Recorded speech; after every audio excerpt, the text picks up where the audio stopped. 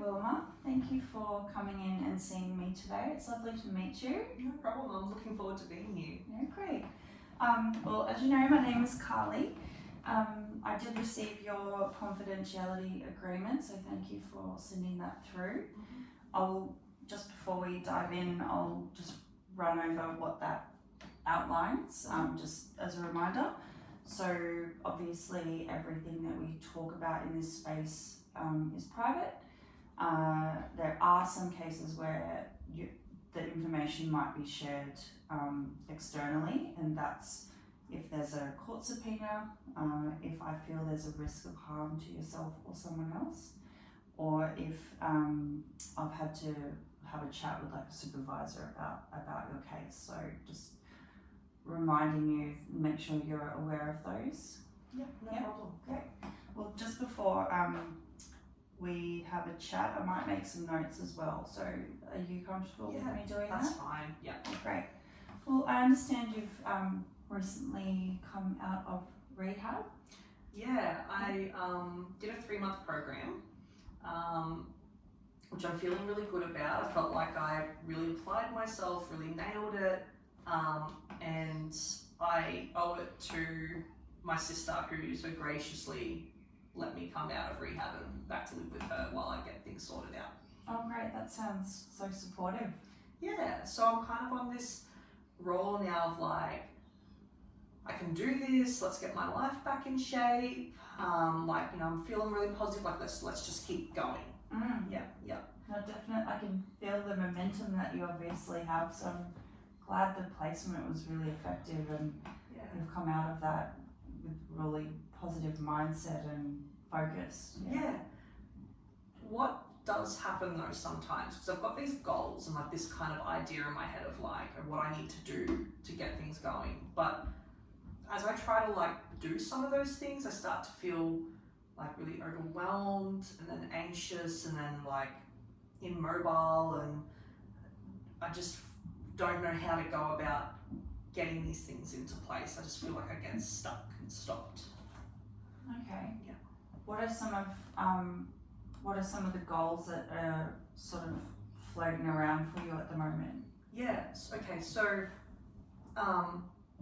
bit of backstory. My sister, she's super proactive and like super like achieves things, and so I've always kind of been the black sheep of the family. So, but living with her, I'm feeling motivated to be like her and be like career focused again. So she's a nurse, and before I kind of went off the rails and have had my little bout there, I was doing like high-end retail. I was a salesperson and I would sell like suits and things to men and like tailored suits and all that sort of stuff, and it was commission based, and I was actually doing really well. But after time, it just got a bit too much and the pressure got to me and I wasn't coping, and the anxiety and the stress was there, and so that's when I started, like dipping into like alcohol and things like that to cope and quieten down my anxiety. And it sounds like I could just go and apply for those jobs and I've got it on my resume, but some of the issues is that when I was doing that job a few years ago, I was a bit thinner, and that that kind of like sounds terrible, but it helps if you presented nicely as a woman. Men tend to want to listen to you, and it's easier to sell things to them. So I feel like before I can even go and apply for those jobs, I probably need to get myself a bit fitter. So like maybe join a gym or something. Okay. And then also, I kind of lost my license with a DUI, and that was also part of the reason why I was told to go to rehab and complete that program. So sure. I need to get my license again. Yeah. And just the idea of all of these things that I have to do to actually even be ready for that end goal just makes me feel overwhelmed immediately and worried. Right. It sounds like you're really solution focused. So like I get there. Yeah, you can recognize the goals of where you want to go, and we can work together to work out how to get to those goals. Okay. Rather than just have your focus on that end goal or multiple and feeling quite overwhelmed, you can break it down into steps and work towards those in increments. So it's all about solution focused therapy is all about recognizing where you want to get to and what we can do to achieve that. So of those goals that you would like to achieve that you have spoken about, what would be your top priority? Which would be the one that stands out the most? Well, I think the top priority would be the license, because to drive, like I need my license to be able to drive, to be able to get to the job. That would make me feel a lot better. And the gym I can sort of just ride my bike to. So that's like, it's just about joining. That's the part that's getting me. But probably the license first. And it's just all this stress and anxiety about it, because when I had my license before, back in 80s, 90s, I went for my license then, the test was a lot different. And I was young, and so it's normal for young people to go for their license, but I'm older now, and I just feel so embarrassed about being an older person. And I just feel like all of this anxiety and this stress is what's stopping me from actually getting ahead with the goals. I'm not really sure. Let me ask you a question. It's actually called the miracle question. Have you heard of it before? Oh, maybe. Maybe? Yeah. Okay, it's pretty good. So imagine that all of the challenges, all the overwhelm that you're feeling, overnight are gone. You wake up the next day and they're all gone. How would you know that they've gone? Well,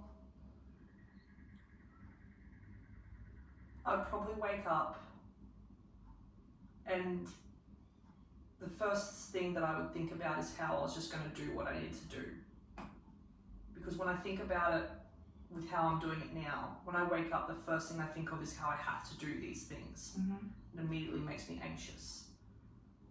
And that's what stops me. So if the anxiety wasn't there, that's probably how I'd know. I'd just be able to wake up and go, I'm going to the gym. Or I'm going to go apply for my license, and not be worried and not think about all the little things that could go wrong that will make me feel silly, that stop me from trying. So I just feel like maybe I'd know that wasn't a problem if I didn't feel the anxiety and feel like I was silly.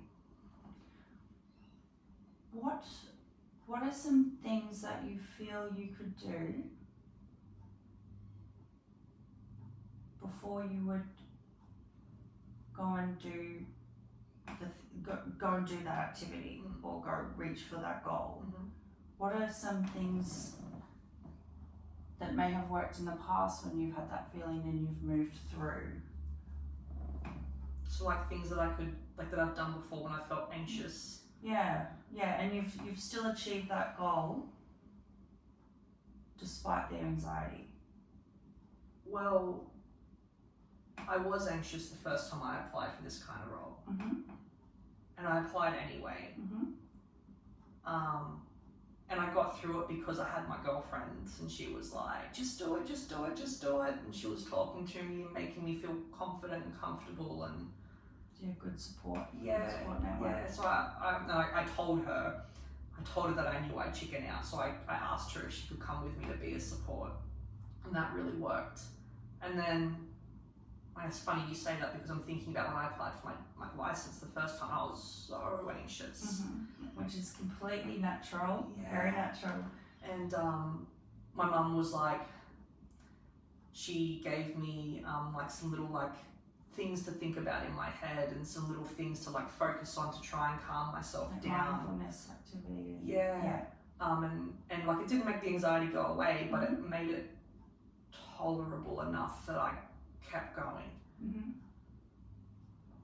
And that really worked for me and helped me get through.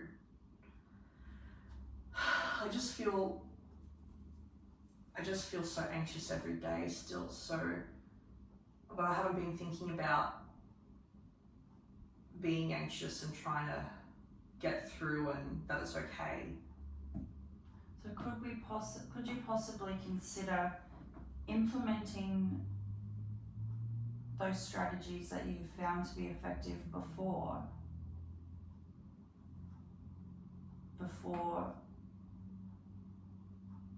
you feel that anxiety arrives?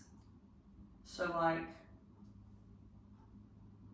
maybe contact, because I'm still good friends with my girlfriend, so maybe contacting her and being like, I'm gonna go apply for a job again. Sort of preempting it and implementing those strategies, which may alleviate the anxiety, might still be present but not. It's like setting myself up for a success sort of thing. Yeah. You've proven with what you've said before, you've still achieved those goals despite the anxiety because of the strategies that you practiced prior. So that could possibly be something to be mindful of in I could try it again. into place, yeah. Do you think, because when I was in rehab, working on my anxiety was part of rehab. They taught me some things and now on how to get through each day. Do you think that same thing would apply here? Could I? Absolutely. Yeah, it's not just like a one-off. No, that's their skill sets and mind tools that you can carry on each and every day. Okay. Yeah. Okay. Because this type of therapy is all about recognizing the goal where you want to go and learning strategies to sort of meet those challenges as they come and working through them to get to where you want to go. That makes sense. I think it's really easy to get caught up in how I'm feeling now and forget that I've done things before while feeling like this and it's okay. Because what's happening is I try to organise the license thing and I turn up, you got to take a ticket from the machine and like I'm worried I'm going to click the wrong thing and then got to wait and I feel silly waiting and then I start to feel anxious about the driving instructor coming out and just everything, and I get really, really stressed, and so then I sort of just go home. But I don't need my car to get to the gym.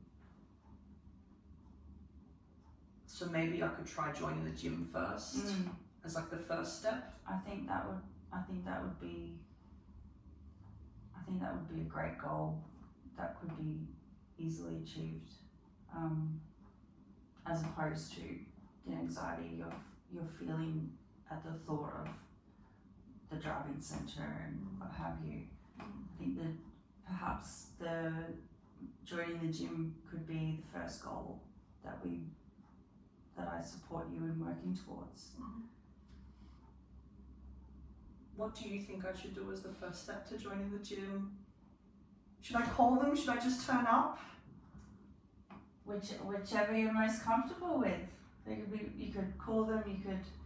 We could look it up right now in our session and have a look at what it looks like, the membership, or in your own time you could call them, have a chat. You could go in person and have a chat. They've probably got an inquiry online that you can, and they could give you a call back. Oh, that's a good idea, because maybe I could just send an email telling them I'm interested and then they can call me. And then they can have a chat and I'm sure there's no obligation in that. And then we could, that could be a goal that you could have between now and next week when we have another session. And then when you come back in, we can go through what information you found out. And we can talk about, a way moving forward from there. And then we can also